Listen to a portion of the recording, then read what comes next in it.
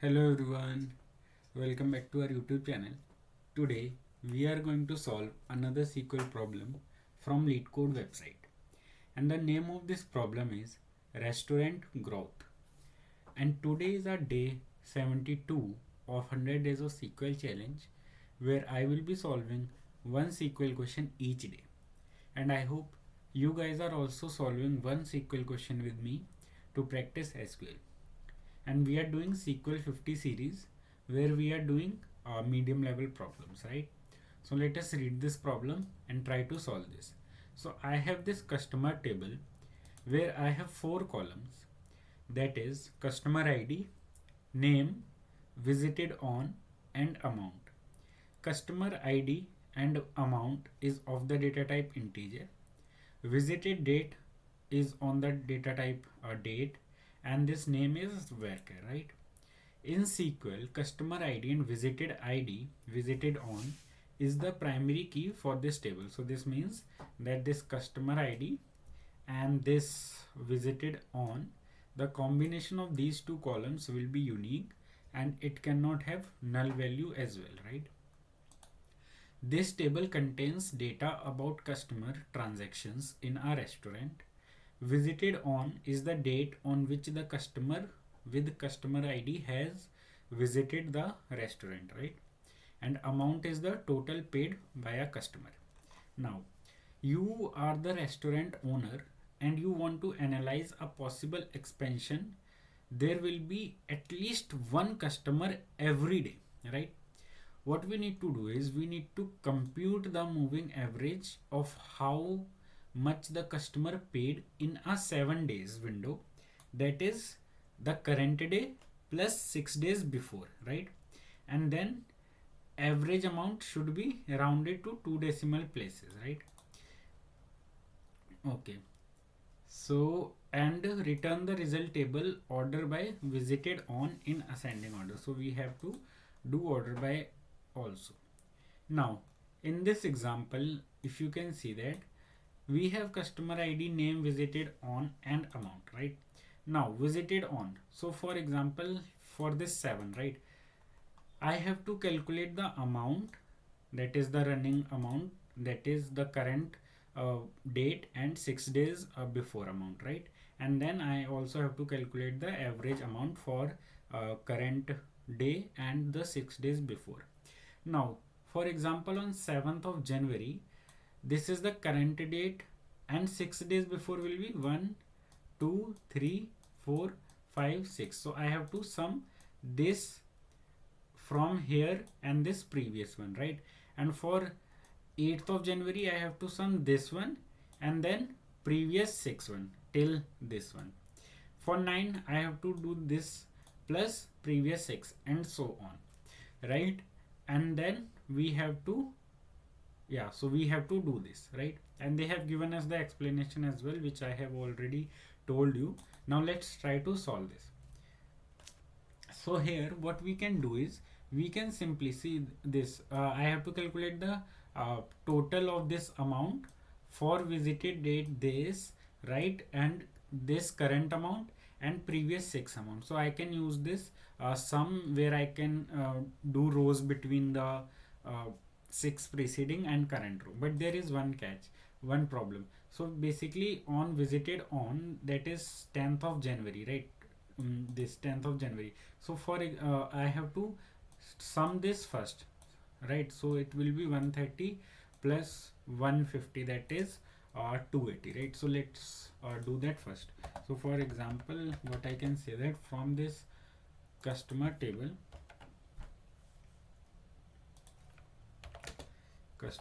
let me select the visited on and the amount, and let me first show you this only.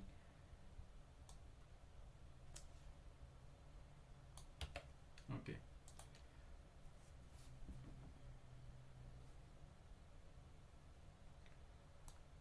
okay, so now here in the output this is visited on and the amount.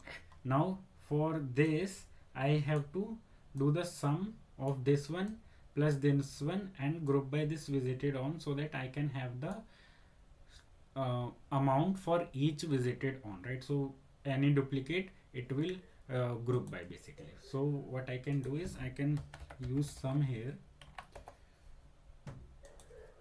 this, and let's say as s amount for now, s amount. And whenever you are doing aggregation in the remaining column, you have to use that in group by, right? So group by this visited on, right? And let me now run this.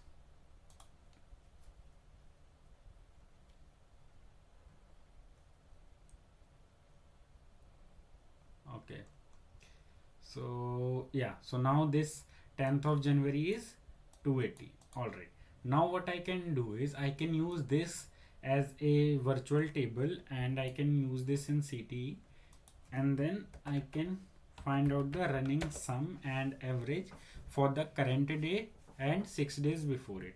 So I can say with the, let's say CT, right? You can give any alias, but for time being let's say CT. So this, and let me select from this CT,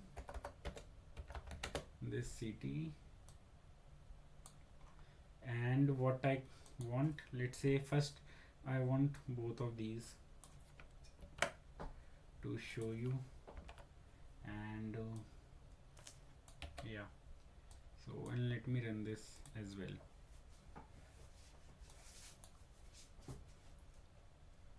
Okay, so this is you got. Now I have to derive one new column where I will be calculating the running sum of this one. So let me do that. So here I can say that sum of which column you want to sum. I want to sum this column, right? This column, and then over order by, now order by this visited on, right, in ascending order, because I want to start from this and find out the previous one as well. So visited on in ascending order, and by default is ascending, so we don't have to explicitly mention that. Now order by visited on, and then we can say that rows between 6 preceding, so we want the sum of 6 preceding and the current row, right? And current row. Okay, and now let me give alias as, so what alias they have used, they have used this amount, and yeah, so let me run this first.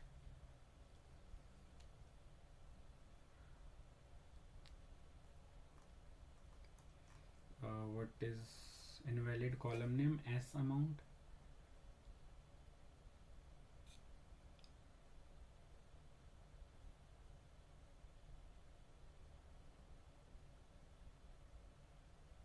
Why is this error? Okay, so by mistake I have written this column here, right? So that is the error. So let me just correct this, and I also don't need this comma and this. Okay, so this is my CT, right? I have to drive the column here, not there. So let me run. I think now it will be good.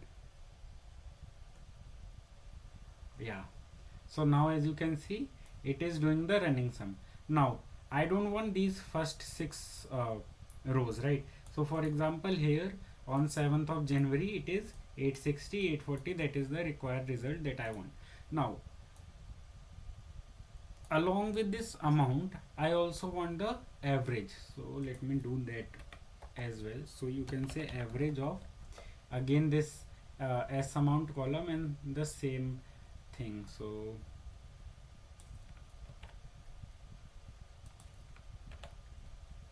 and let me copy this as it is.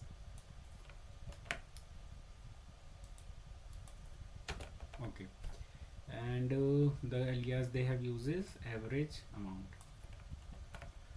So here average amount. let me run this.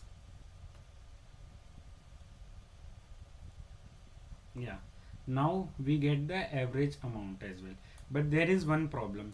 When we are doing average, we are basically dividing numerator and denominator, right? So average is your sum of all observation divided by number of observation. So that's why when you divide in SQL Server, when you divide integer by integer, it will give you integers. So to tackle that, what I can do is, here I can use one float value, so 1.0 let's say, and then it is good. So now it will give me the exact value in decimal.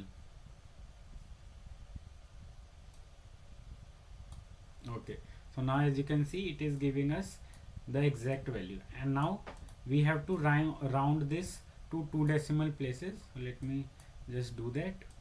So here I want to round this to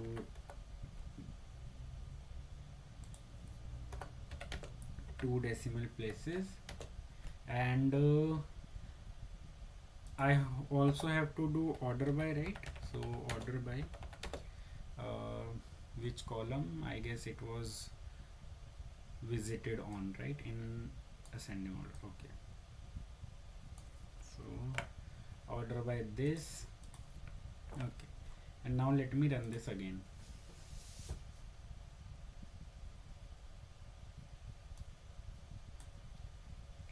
Okay, so now we got this result. So for example, on 7 it is 860 and 122.86, and it is same. Now I don't want the rows before this 7 January, right? So what I can do is I can use the offset function, and I can say that I don't need these previous 6 rows. So I can say that here offset 6 rows, right? And let me run this.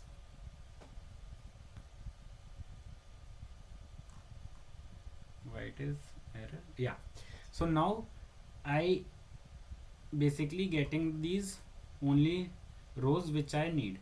Now this S amount column I don't want, I only want visited on amount and the this average amount. So let me remove this S amount.